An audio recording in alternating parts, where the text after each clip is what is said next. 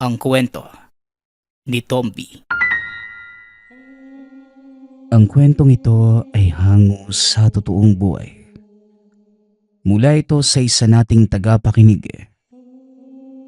Karanasan ito ni Kulas. Walang eksaktong taon. Probinsya ng Capiz. Galing sa mahirap na pamilya si Kulas, na katulad ng karamihang magsaka sa lugar ng Capiz. Araw-araw na kumakayod sa sakahan. Bawang ang kanilang pananim, nakakarampot lamang din ang kinikita. Minsan nalulugi pa, lalo na't kapag apektado sa masamang panahon. Ngunit hindi naman ito makatulong. Sa kadahilan ng madaling mapagod ang katawan at kagad nagkakasakit. Magagaan na trabaho lamang ang binibigay ng ama sa kanya. Tagabantay tuwing hapon dahil may mga pasaway na nagrarambulan sa mismong taniman, mga kapitbahay na basagulero. Sa paglipas ng panahon, nagbago ang kanyang buhay ng aksidenteng natagpuan ang isang natatanging bawang. Kakaiba ito kumpara sa karamihan. Matingkad ang kulay, matigas dahil naging bato. Kinuha niya gawa ng kuryosidad at gabi-gabing tinitignan. Iniisip kung ano yon hanggang sa nahumaling. Araw-araw nang dinadala. Nang tumagal, nararamdaman na lamang na may nagbabago sa sarili. Ang dating mahinang katawan, lumalakas. Ganadong-ganado sa lahat ng oras. Walang kapaguran. Hindi na dinadapuan ng sakit kahit ang nakasanayang paulit-ulit na lagnat. Kinakabahan ng binata. Hindi na iintindihan ang mga nangyayari.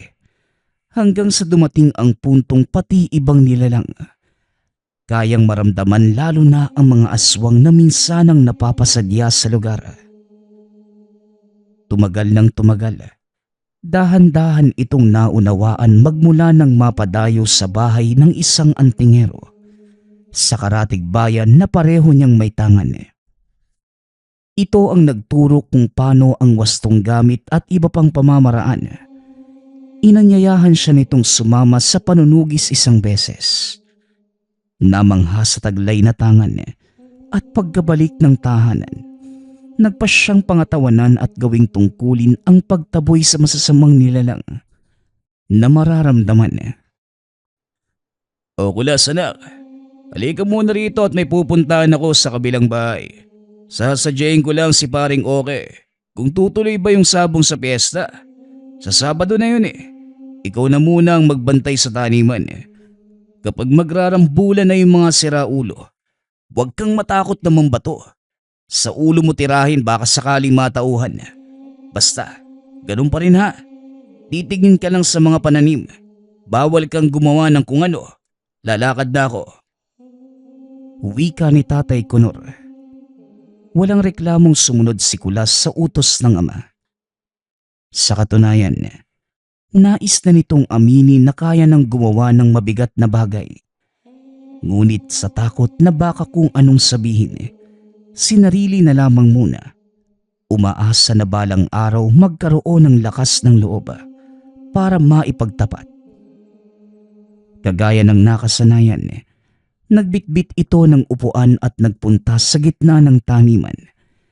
Doon naupo habang patingin-tingin sa paligid. Daladala rin ang tirador at supot ng bato, panlaban at pangtaboy sa mga pasaway. Tao man o hayop, katulad ng aso. Payapa ang mga sumunod na sandali.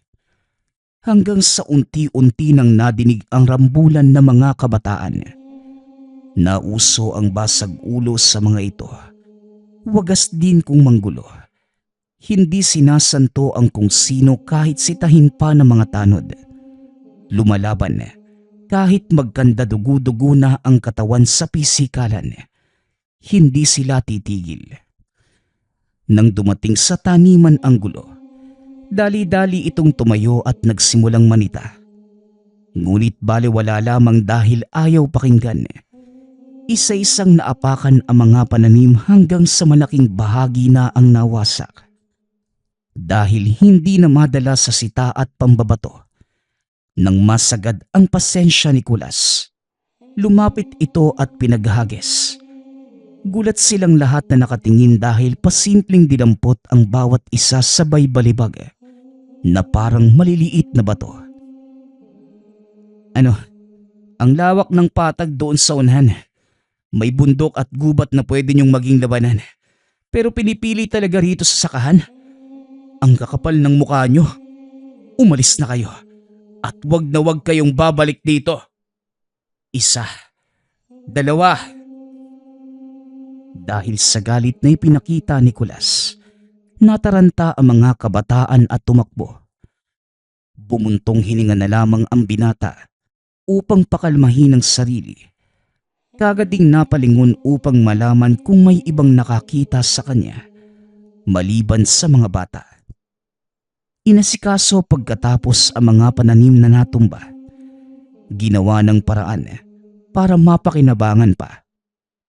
Ilang sandali ang lumipas, dumating ang ama. Dali-daling lumapit at pinagsabihan ang binata. Anak, ano ba yan? Ang sabi ko wag ka nang mangialam. Magbantay ka lang. Ako na riyan. Maupo ka lamang doon. Wika ni Tatay Conor. Biglang kinabahan ng binata sa ideya na baka alam na nito ang nangyari kanina, lalo na ang ginawa. Tay, nagkarambulan po kasi ulit. Nawasak po yung mga pananim . Sinubukan kong ayusin para mapakinabangan pa. Kanina po kasi mas lumala sila . Dumarami yung kabataang kasali. Taga-ibang lugar yata, Tay. Wika ni Kulas. Taga-kabilang barangay ang iilan. May kasamang mga taga-Karatig Bayan. Ito talagang mga kabataan ngayon . Walang ibang inatupag kundi pakikipagbasag ulo. Nagmamadali ako sa pag-uwi para maabutan. Wala na pala. Papaluin ko sana sila isa-isa .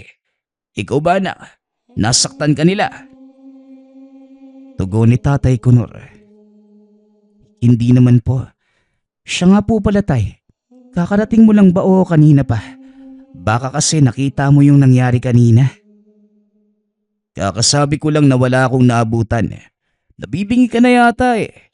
Basta sa susunod, wag mo nang galawin yung mga pananim na nasira sa rambulan. Bibilangin natin ang nawasak na puno para pagbayarin ng mga yun.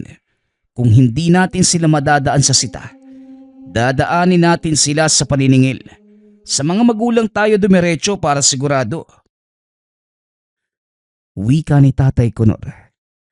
Nakahinga ng maluwag si Kulas nang malaman ang sagot nito. Sa paglubog ng araw, umuwi na rin ang mag-ama para makapaghapunan.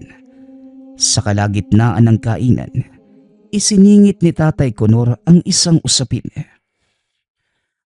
Anak, ipagpaliban mo muna pala ang pagpunta sa kabilang bayan. Alam kong nag-imbita ang tiyahin mo sa karawan niya. Pero mas mainam na dito ka na lang sa bahay. Delikado roon . Kanina nabanggit sa akin ni Paring Oke na may sinalakay ng aswang. 2 buntis tapos hindi nakaligtas yung isa. Hindi ko na maintindihan yung takbo ng panahon ngayon . Kung hindi problema sa gulo ng mga kabataan, ito namang aswangan. Diyos ko po. Wika ni Tatay Conor. Bahagyang nalungkot si Kulas dahil nagkasundo sila ng kakilalang albularyo na magkita para magkumustahan. Kapitbahay lamang ito ng tiyahin. Sasama rin sana ito sa panunugis. Ngunit dahil sa sinabi ng ama, nagdadalawang isip. Hindi niya ugaling sumuhay, lalo na kapag sinabing bawal ang paglabas. Atay, bakit po pala may aswang? San ba galing yung mga nilalang na yan? At bakit kumakain ng laman ng tao sa kadugo? Buhay talaga ang sadya nila? Tanong ni Kulas. Naku, malay ko sa mga halimaw na yan. Noong nagkamuwang ako, nariyan na yan eh. Ayos lang sana kung hanggang pananakot lang yung gagawin. Buhay talaga ang tinitira. May mga tao na nag-aaral kung paano sila puksain. Tinatawag silang manunugis kung hindi mo pa alam. Ang iba, may mga anting-anting o mutya. Antingero. Bagay na nagsisilbing proteksyon para malabanan yung mga ito at makasabay sa kanilang kabangisan. At sana umabot sa kaalaman nila para matulungan ang mga tao. Pagpapaliwanag ni Tatay Kunor. Paano kung magkaroon ako ng mutsatay? Ipagpalagay lang natin, papayagan mo ba akong lumabas para manugis? Wika ni Kulas. Natigilan ang ama at napatitig sa kanya. Hindi ito nakapagsalita. Ilang sandali pa bago nakaisip ng sasabihin. Matyaga naman itong naghintay upang malaman ang kasagutan. Isang biyaya ang magkaroon ng mutya. Bihira lamang itong mangyari sa buhay ng isang tao dahil hindi basta ang bagay na yan. Kung sakali mang magkaroon ka. Napabuntong hininga muna ito bago nagpatuloy. Di magpapasalamat ako sa kalikasan dahil binigyan ka. Pero hindi ako makakapayag na manugis ka. Kahit na may proteksyon pang mutya, hindi natin alam ang mga posibleng mangyari. Iba't ibang uri ang aswang. May ordinaryo na madaling mapuksa. Meron namang mahirap patayin. Bumabaliktad pa kung minsan at mapapatay ang nanunugis. Di ba tay, dapat po pangatawanan yung pagkakaroon nito? Paano kung pinili ka ng mutya? Isasawalang bahala mo na lang po ba dahil sa takot? Kung makatanong ka parang meron na. Nako, wag na tayong mangarap. Maganda ang magkaroon pero seryosong tungkulin eh. Hindi pwedeng sa maiksing panahon lang. Panghabang buhay na yan. O tapusin mo na muna yung pagkain. Lalabas lang ako. Pag-uusap ng mag-ama. Tumangulang si Kulas bilang pagtugon. Napapaisip sa sinabi ng ama. Malinaw na hindi ito sasang-ayon sa pagkakaroon niya ng mutya. Ngunit ayaw ring pakawala ng tungkuling nagbibigay ng lakas at nagligtas sa mga karamdaman. Maiintindihan mo naman siguro tayo, no? Ipapaliwanag ko rin balang araw. Patawad din kung itatago ko ito ngayon.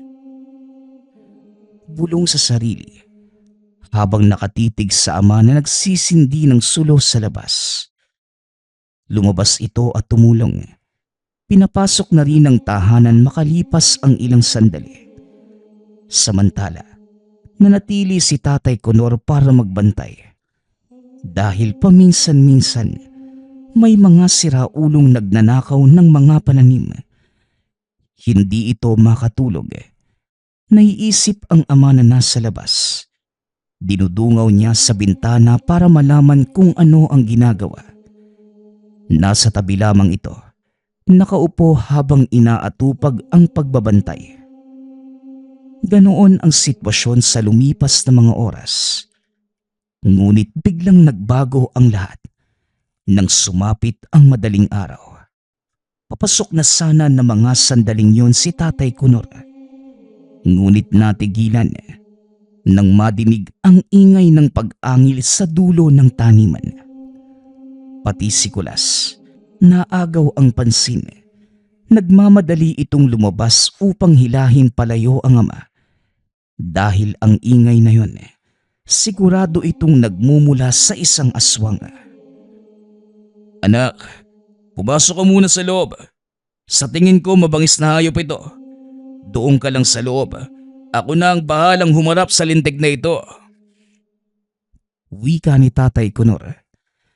Dali-daling sinindihan ang iba pang sulo sa bakuran, sabay hugot ng itak. Hindi tay, kayo po ang pumasok. Ako na ang bahala sa aswang na yan. Wika ni Kulas, na labis na ikinagulat ng ama.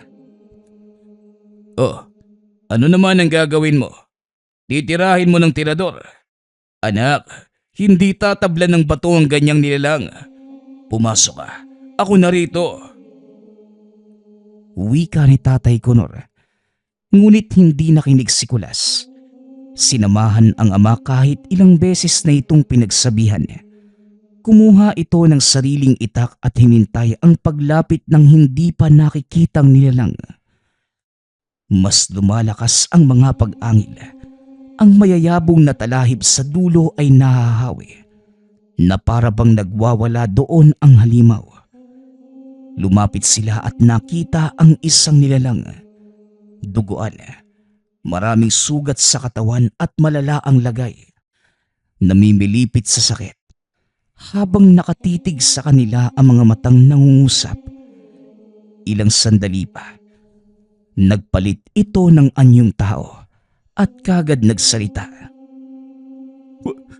Wag. Hindi ako kaaway. Tulungan niyo ako. Tinutugis ako ng aking mga kalahi. Pakiusap. Tulungan niyo ako. Wika ng lalaki. Tulong? Mukha mo. Isa kang aswang tapos sasabihin mong hindi ka kaaway? Aba, utuin mo na yung iba. Wag lang kami. Kung ayaw mong mapatay, sige, umalis ka na at wag ka nang babalik dito. Oh, ano pang iniintay mo? Lumakad ka na bago ko pa maisipang tagain ka. Tugon ni Tatay Conor. Hindi ako pwedeng umalis. Wala na akong mapupuntahan. Hinabol ako ng aking mga kalahi. Kailangan ko po ng tulong. Tulungan niyo naman ako. Bakit ka naman hinahabol? Katulad ka lang din naman nila. Teka, sinusubukan mo ba kaming linlangin para mabiktima? Tanong ni Kulas. Wala akong balak na mambiktima, lalo na kung tao. Manong, hindi ako kagaya ng karamihang aswang. Sinusubukan ko pong mabuhay na katulad yung normal. Kaya nga tinutugis ako ng sarili kong mga kalahi. Dahil imbes na tulungan sila, kumukontra ako. Sa katunayan, pinapatay ko yung aswang na makikita kung bumibiktima ng tao. Pagpapaliwanag ng lalaki. Mararamdaman naman ang sensibilidad at pagkatotoo nito. Ngunit hindi yon pinaniwalaan ni Tatay Conor. Ulol, kami pa talaga ang susubukan mong bilugin? Kung hindi mo pa naitatanong, marami na akong napuksang aswang. Baka gusto mong dumagdag? Wika ni Tatay Conor. Manong, totoo po ang sinasabi ko. Maniwala naman kayo. Isa po talaga. Hindi na ituloy ang salita nang bigla itong mag-ibang anyo. Sabay sunggab kay Tatay Conor na nasa malapit. Otomatiko namang kumilos si Kulas at sumaklolo. Matapos mahawakan, binalian ng kamay. Tinaga at wala sa planong napugutan ng ulo. Pareho silang nagulat na mapagtanto ang nangyari. Maging ang ama, hindi makapaniwalang tumingin sa anak. Kagad itong nag-iwas. Aba, marunong ka palang makipaglaban, anak? Hindi ko alam yan ah. Saan ka naman natuto? Ang lupit ng galawan mo. Sandali, gumamit ka ng lakas. Naku, lalagnating ka niyan, anak. Halika na sa bahay, bilisan mo. Wika ni Tatay Conor. Pero paano po yung aswang? Iiwanan na lang po natin dyan? Baka makatakas pa. Tugon ni Kulas. Halika na, patay na rin naman yan eh. Dalian mo bago may dumating. Malay natin may kasama pa yung iba. Muling wika ng ama. Hindi na nakapalagpas si Kulas. Hinila siya nito paalis at wala nang magawa. Gusto niyang balikan upang mailigpit ng mabuti ang katawan. Ngunit nakabantay si Mang Conor. Ayaw niya ring mahuli kaya't pinipigilan ang sarili. Kinaumagahan, maaga itong nagpunta sa dulo ng taniman upang tignan ang bangkay ng nilalang. Ngunit wala na itong naabutan maliban sa mga bakas ng dugo. Sinundan niya ang nahawing talahib na halatang dinaanan nito. Subalit walang natagpuan pagdating sa dulo. Kinakabahan ng pinata dahil minsan nang nadidinig mula sa kilalang antingero na posibleng mabuhay muli ang aswang. Depende naman sa uri at lala ng sugat. Hindi niya alam ang nangyari sa nilalang, kaya ganoon na lamang ang pag-aalala. Nagmamadali siyang bumalik ng tahanan at nagtanong sa ama. "Tatay, yung aswang kagabi, nakita niyo po ba? Nauna kayong gumising sa akin eh. Hindi na natin yung ginalaw kagabi. Pero wala na po ito roon. May alam po ba kayo?" Nagmamadaling tanong ni Kulas. Maaga akong nagising pero hindi pa ako pumupunta doon eh. Bakit? Nawala ba? Paano naman makakaalis yun? Patay na, di ba? Pinugutan mo na ng ulo. Tugon ni Tatay Kunor. "Yun na nga po, tay. Tinignan ko pero wala na. Akala ko may alam kayo. Posible po bang nabuhay yun muli? Nangyayari naman po yung ganun, hindi ba?" Wala akong ideya sa ganyan, anak. Isa lang naman akong hamak na tagasaka ng bawang eh. Pero paano mo nasabi na mabubuhay muli yun? Pinutol mo na nga yung ulo. Tinaga mo pa ng paulit-ulit. Nadinig ko lang sa matatanda noong nagpunta ako kina tiya. Marami doong mga tao na maalam sa ganitong bagay. Napapag-usapan nila yung aswang. Nakinig lang ako. Kung ganun, lagot na. Paano nga kung nabuhay yun? Paniguradong nagpapagaling. Tapos darating ang araw na babalikan tayo. Ito na nga bang sinasabi ko eh. Sana pala hindi na ako nagmagaling. Kung pumasok na lang ako ng bahay kagabi, di hindi umabot sa ganito. Minsan talaga ang sarap kutungan ng sarili ko no? Pati tuloy ikaw madadamay. Tatay, wag po kayong mag-alala. Kung sakaling magkatotoo ang sinabi nyo, sagot ko po ito. Ako ang bahalang pumuksa sa aswang na yan. Kahit ilan pa sila sa harapan ko. Pag-uusap ng mag-ama. Hindi makapaniwalang napatitig ang ama sa kanya. Nahampas pa ito. Aba, kung makasabi parang may kapangyarihan na. Hoy Kulas, ang aswang hindi yan basta-basta. Nakita mo naman yung nangyari kagabi. Mabuti nga nakialam ang Diyos at sinaniban ka ng anghel. Ayun, ligtas tayo. Wika ni Tatay Kunor. Natawa naman si Kulas sa sinabi ng ama. Hindi na lamang dinugtungan pa ang usapan. Nang mga sumunod na sandali, naging abala ito sa gawaing bahay. Habang si Tatay Kunor naman nasa taniman, pinuputol ang mga talahib na may bakas ng aswang, maging ang mga yapak sa lupa. Tinabunan upang walang magduda. Umiiwas lamang ito sa posibleng isipin ng mga kabaryo. Mahirap magpaliwanag sa mga taong hindi marunong makinig at mga ugaling mas pipiliin ang sariling paniniwala. Isa pa, wala na ang nilalang sa lugar. Pagkatapos, inasikaso ang pagbilang sa mga pananim na nasira noong nagkarambulan. Magkasama silang nagpunta sa kabilang bayan upang puntahan ang mga batang sangkot. May dalawang nakilala si Tatay Kunor dahil suki niya ng bawang ang mga magulang. Habang inaayos ng ama ang problema, minabuti ni Kulas na maglakad-lakad sa paligid. Naghahanap na mapaglilibangan upang hindi maburyo kahihintay. Sa pagbaybay ng daan, nagkasalubong sila ng kakilala niyang antingero. Mang Berto, kumusta po? Ako po ito si Kulas. Mabuti naman po nagkasalubong tayo. May gusto kong itanong tungkol sa aswang Wika ni Kulas. Biglang naging seryoso ang titig ng antingero. Lumapit sa kanya at nagtanong rin. Hindi mo man sabihin sa akin, naaamoy ko ang nangyari Sinalakay ka ng aswang, tama ba? Sariwa pa ang amoy.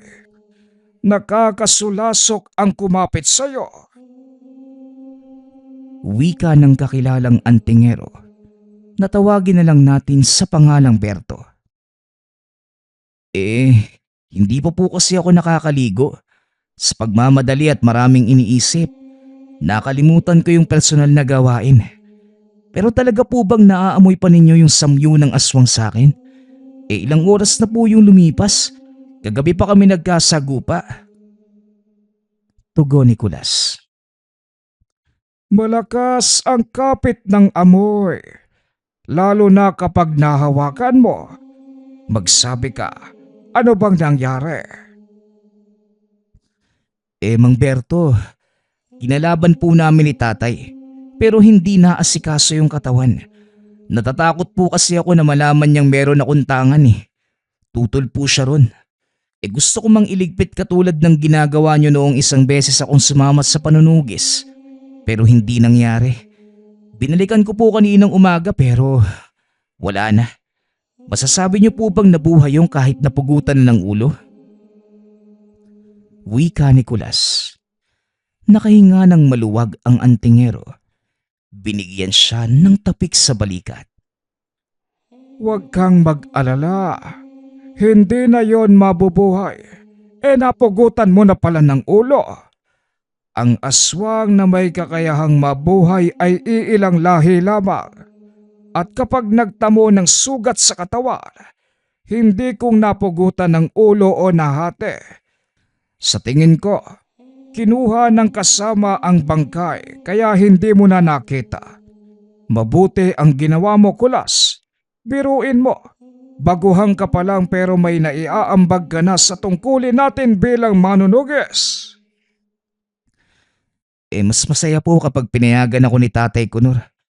Kapag po kasi ganito, itinatago ko. Limitado lang yung bawat pagkilos. Balang araw naman po, sasabihin ko rin sa kanya at sana sa pagkakataong yun, sasang-ayon na siya. Ipinagdarasal ko na payagan kanya. Paano kung sumuway ka muna? Mamayang gabi, may tutugisin akong aswang. Ito yung pabalik-balik sa lugar namin. 3 beses na. Nadali pa yung mga buntis. Tapos nakita ko rin doon sa kabilang barangay kanina lang. Hindi ko nahuli. Masyadong tirik ang araw ng mga oras na yon. Marami ding tao sa paligid. Nalingat lamang ako ngunit nawala na. Wika ni Mang Berto. Natuwa si Kulas nang madinig ang imbitasyon ng matanda. Ngunit nawala rin ng maisip ang ama. Teka lang po, Manong. Pag-iisipan ko po muna. Baka payagan ako ni tatay na bumisita kay Tia mamaya. Kapag nakaalis po ko, pupuntahan kita kagad sa inyo. Sa ngayon po pala, kailangan ko na magpaalam. Baka hinahanap na ako eh. Magkita na lang po tayo sa susunod. Pagpapaalam ng binata sa matandang antingero. Habang pauwi, walang ibang nasa isip si Kulas kung hindi ang sinabi nito at ang planong pagtakas mamayang gabi. Gustong-gusto niyang maging katulad ng antingero at pangatawanan ang pagkakaroon ng mutya.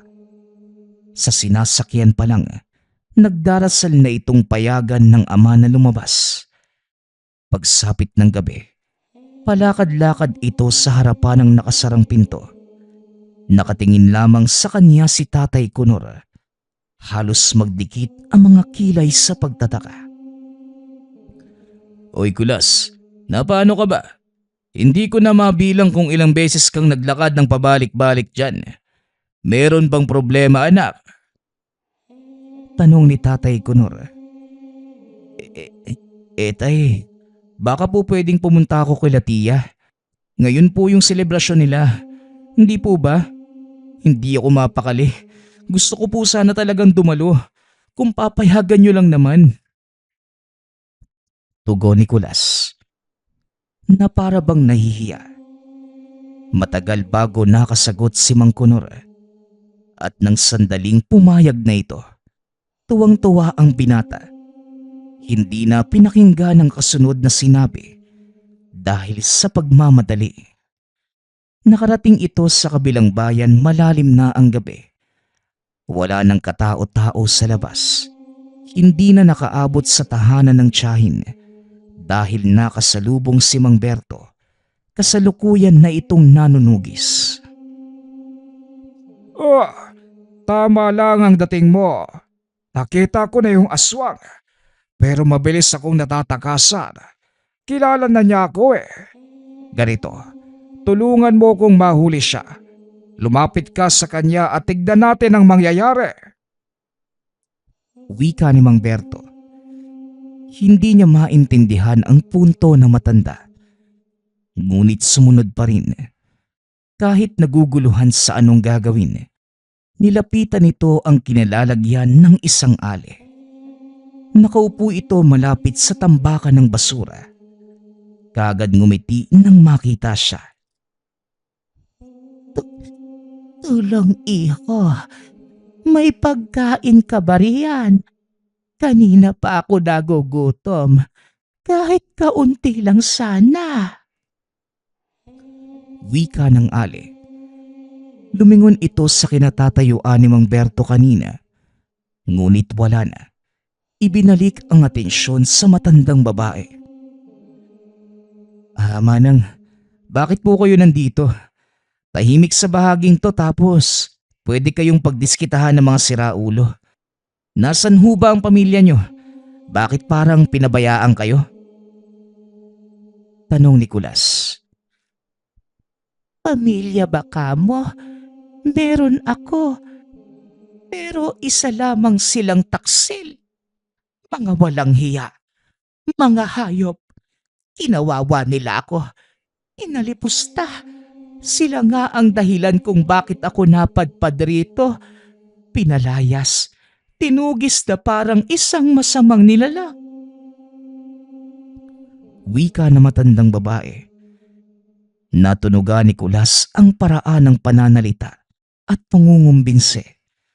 Katulad na katulad ito ng lalaking aswang na nakalaban noong isang araw. Habang patuloy ito sa pagsasalita, sinikap na makuha ang kanyang loob. Nasipat si Mang Berto sa hindi kalayuan. Pagkatapos makuha ang senyas, naghanda na ito. Manang, malapit lang po yung bahay ko rito. Kung gusto nyo, sumama na lang po kayo sa akin para may matulugan na rin kayo ngayong gabi. Sasama po ba kayo? Wika ni Kulas. Nagningning ang mga mata ng matandang babae. Nauna itong naglakad para gabayan sa daan. Ngunit nang malapit na sila kay Mang Berto, nakahalata, maging siya ay nakilala. Anting-anting, manloloko, manunugis kayo ng aswang. Wika na matandang babae, sabay takas. Kagad namang nahuli at dinala sa bahaging walang nakakaalam sa kanilang gagawin. Mabuti na lang dumating itong kasama ko. Dahil kung hindi, paulit-ulit mo kong matatakasan. Batinig ka rin, no? Kinabisado mo ang aking amoy at alisto kapag napapansin sa paligid. Ang lakas makasigaw ng manloloko. Hindi ba yan yung gawain ng inyong lahi para makapangbiktima? Kunwari kaawa-awa, pero may iba palang pakay. Sigaw ni Mang Berto habang pinapaliguan ng langis ang buong katawan nito. Nakagapos ang mga kamay at paa, kaya wala nang kawala. Sinaksak din gamit ang patalim. Ilang sandali pa'y sinunog hanggang sa buto na lamang ang natira. Tahimik lamang na nanonood si Kulas sa ginawang pagliligpit ng antingero. Tapos na. Pwede ka nang umuwi. Siguradong pagagalitan ka na naman ng iyong ama. Anong paalam ang sinabi mo para payagan ka? Manong, karawan po kasi ni Tia ngayon. Yun yung paalam ko. Pumayag naman si tatay kaya nagmamadali po akong pumunta rito. Kinakabahan na nga po ako eh. Sigurado talagang magagalit yun. Wika ni Kulas. Talagang magagalit ako. Ang sabi mo, dadalo ka sa selebrasyon ng tiyahin mo. Pero ang totoo, sumama ka sa isang matandang antingero para manugis ng aswang. Napatay niyo man yung halimaw. Ikaw naman ngayon ang patay sa akin. Umuwi ka! Wika ni Tatay Kunor. Sinubukang magpaliwanag ni Mang Berto, ngunit hindi nakinig si Tatay Kunor. Pagka-uwi ng tahanan, pinagsabihan niya ang anak. Hindi ko alam kung kailan ka pa natutong magsinungaling. Kaya pala ang lakas mong makatanong tungkol sa mutya at aswang. Meron ka na palang tinatangan. Ilang beses ka na bang sumama sa antingerong yun? Ha? Kanina ko pa kayo sinusundan? Dahil nakakapagduda. Gabi na pero gusto mong lumabas ng bahay. At ginamit mo pa talaga yung tiyahin mo. Wika ni Tatay Kunor. Tatay, pasensya na po. Hindi ko sinasadyang itago sa inyo yung totoo. Natatakot lang ako sa magiging reaksyon nyo kung sakali. Humahanap lang po ako ng tiyempo. Tugon ni Kulas. Napabuntong hininga si Tatay Kunor. Mahabang katahimikan ang namayani bago ito nagsalita muli. O siya, kung yan talaga ang gusto mo, papayagan kita. Basta palagi mong siguraduhin na ligtas ka sa lahat ng oras. Huwag mo muna akong kausapin. Masama pa yung loob ko sa ginawa mong pagtatago. Wika ni Tatay Kunor. Natuwa si Kulas dahil sa wakas pumayag na ang ama. Ilang araw pa niya itong sinuyo para magkaayos muli. Galak din ang nararamdaman ni Mang Berto at hindi binigo ang binata. Itinuro niya ang mga dapat pang matutunan hanggang sa naging mas mahusay pa ito. Sa paglipas ng mga araw, unti-unting nawawala ang bali-balita tungkol sa aswang. Dahil sa oras na may matunugan, kagad itong ginagawa ng aksyon. Inuunahan bago pa makapangbiktima. Niyakap ni Kulas ang tungkuling ito hanggang sa naging ganap na manunugis at protektor ng mga tao laban sa anumang banta ng aswang. Ang susunod nating kwento ay mula sa isa nating tagapakinig. Karanasan ito ni Tibo. Walang eksaktong taon. Probinsya ng Samar. Nang mga panahong ito, labis na galak ang nararamdaman ni Tibo. Isang buwan na lamang magtatapos na ito sa kolehiyo. Kaya sa isang buwang natitira, pinilit ni Tibo na pumasok araw-araw sa eskwelahan. Kilala ito ng mga kamag-aral bilang pala absent dahil sa madalas nitong pagliban sa klase.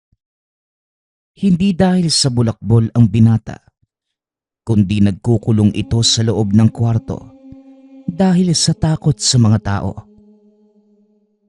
6:00 ng umaga, palabas pa lamang sana ng pinto at papasok ng eskwelahan nang madinig niyang humahagulgol ang ina. Kaagad namang natanong ni Tibo kung ano ang nangyari. Ang tiyo Mario mo, patay na. Hindi na kinaya ang sakit sa baga. Wika ni Nanay Marta. Dahil dito, nakaramdam din ng lungkot ang binata.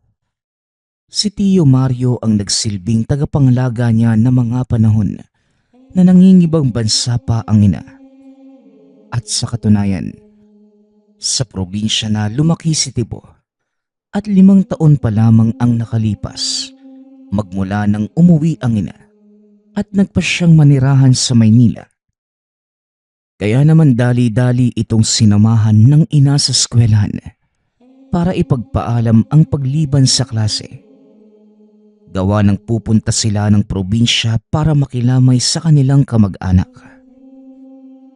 Kinabukasan, maagang umalis ang mag-ina dahil 14 na oras pa ang kanilang magiging biyahe papunta sa Bicol. Pagkababa naman nila, mag-aantay pa sila ng oras ng sasakyan papunta sa mismong bahay ng tiyuhin. Nang makarating ang mag-ina sa bahay ng yumao, sobrang lungkot ng kapaligiran. Matapos yun, umuwi muna ang mag-ina sa kanilang tinitirhan bago pumunta sa Maynila. Halos 5 bahay lamang naman ang pagitan mula sa bahay ng kapatid. Pagkabukas ni Tibo ng pinto, naabutan niya ang ama. Hinahasa ang kinakalawang nitong itak. Nagmano namang kagad siya rito. Mamaya, pupunta ako sa Maisan. Gusto mo bang sumama, anak? Wika ng ama. Kagad namang sumang-ayon si Tibo dahil matagal na itong hindi nakakapunta roon. Madalas kasing tumutulong si Tibo sa paggapas sa Maisan. 8:00 na ng gabi nang mag-umpisa silang maglakad papuntang Lamay. Kinakailangan nilang tumulong tuwing gabi sa pagluluto at paghahanda dahil mas maraming dumadalaw ng ganong oras. Wala ni isang ilaw sa kanilang nilalakaran. Puro nagtataas ang puno lamang ng niyog at samot-saring damo ang nasa paligid. Bago pa man makarating sa kalsada, kailangan muna nilang dumaan sa malawak na ilog. Nang papalapit na sa ilog, nakarinig sila ng napakalakas na ingay mula sa paniki. Sanay naman si Tibo sa tunog nito dahil bata pa lang. Nadidinig na niya ito at normal lamang, lalo na kung may mamamatay o may burol. Bigla na lamang nagsalita ang ama. Alam mo ba, anak, yang nadidinig mo ay hindi talaga galing sa mga paniki. Galing yan sa mga nilalang na hayok sa katawan ng taong namatay. Pero dayo lang naman ang mga yan at kadalasan, dyan sa ilog na yan sila tumatawid. Wika ng ama, sabay turo sa ilog. Nakaramdam ng takot si Tibo, kaya naman napahawak ito sa braso ng ama. Ngunit sinabihan naman siya nito na kumalma lamang dahil hindi naman sila gagambalain. Nang makarating sa Lamay ay napakaraming tao. Kaya naman, dali-dali silang tumulong sa pagluluto. Nalaman ni Tibo na tatagal ng 2 linggo ang burol ng tiyuhin. Normal lamang ito sa probinsya na mga panahong yun. 3:00 ng umaga nang tuluyang humupa ang mga tao. Kaya naman, sabay-sabay nang umuwi ang mga kamag-anak ni Tibo sa sariling mga tahanan. Dahil sa sobrang pagod, napasarap ang tulog ni Tibo at nagising ng 3:00 ng hapon. Pagbangon niya, siya na lamang mag-isa sa loob ng tahanan. Dahil sa biglaang pag-uwi nila sa probinsya, napagpasyahan ng binatang tapusin muna ang proyektong kailangan na ipapasa pagbalik sa eskwelahan. 8:00 ng gabi at abala pa rin sa pagtatapos ng proyekto. Bigla na lamang itong napatayo nang makarinig ng napakalakas na kalabog. Ayon sa kanya, galing ito sa bubong at sa taas ng mismong kinauupuan. Sa sobrang takot, mabilis itong tumakbo sa kusina para kumuha ng bawang at itak. Bata pa lamang siya, alam na niyang pangontra ang bawang at panakot naman ang itak sa mga umaaligid na aswang. Nanginginig man ang mga tuhod, buong tapang itong lumabas ng tahanan. Ikiniskis ng 1 beses ang dalang itak sa puno ng mangga na nasa loob ng bakuran. Tumingala siya sa bubong at kinilabutan sa nakita.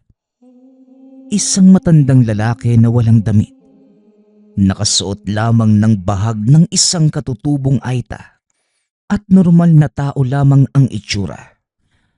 Laking pagtataka ni Tibo na mga panahong yun kung paano napunta ang lalaki sa bubong. Napaka-imposibleng makaakyat dahil wala silang katabing tahanan, bakod o maging puno. May puno man sa bakuran ngunit malayo naman ito sa kanilang tahanan.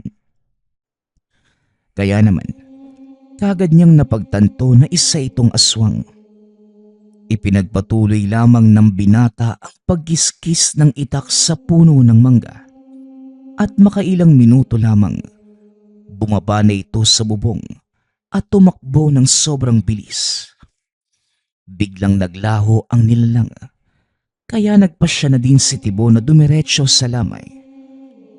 Habang naglalakad, ikinikiskis pa din niya ang itak sa bawat punong madaanan hanggang sa makarating sa bahay ng yumaong tiyuhin.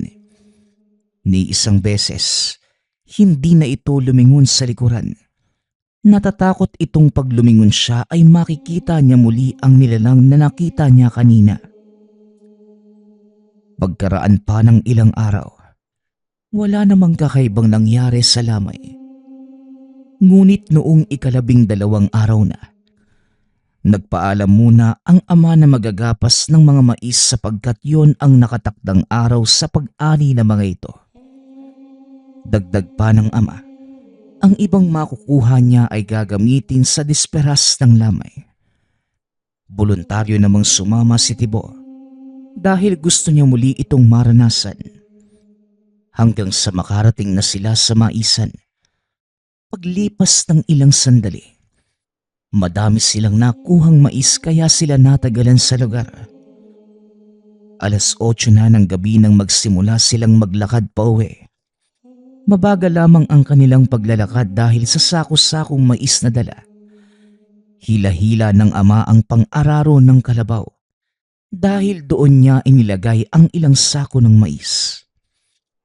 Hindi naman sila nahirapan sa dilim ng daan sapagkat bilog ang buwan ng mga sandaling yun. Habang binabagtas ang daan na may napakaraming puno ng nyog, napatigil sa paglalakad si Tibo dahil sa bagat na nakita. Isang uri ng aswang na nagpapanggap bilang isang napakalaking hayop o kaya naman domestikong aso.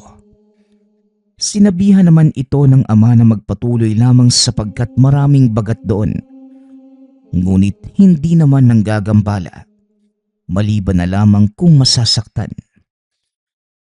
Kinaumagahan, bisperas ng lamay kaya abalang-abala ang lahat.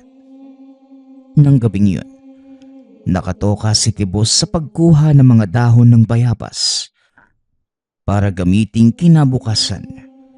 Dahil pagkatapos ng libing, kinakailangan nilang magpagpag at maghugas ng kamay gamit ang pinakuloang bayabas.